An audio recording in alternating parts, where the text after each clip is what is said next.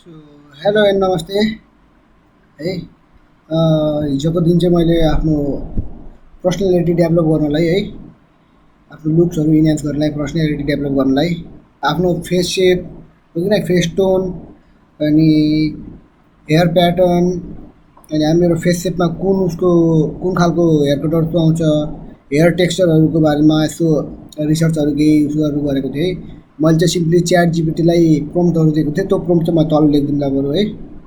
आफ्नो एउटा फोटो हालेर अनि त्यो प्रम्प्ट लेखिदिएको थिएँ।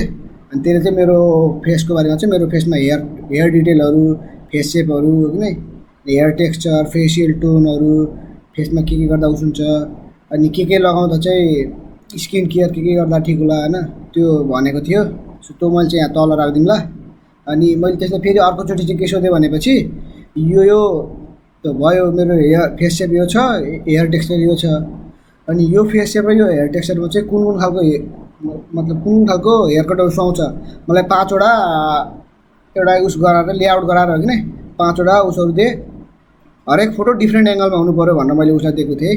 उसले चाहिँ पर्फेक्टली मेरो फेस सेपलाई, मेरो हेयर टेक्स्चर, हेयर उसलाई चाहिँ सुहाउने गराइदिएको छ।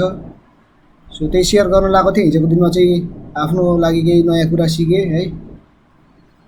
एभ्री डे सानो केही कुरा सिक्छु र यसमा आएर हजुरहरूसँग सेयर गर्नेछु। Thank you.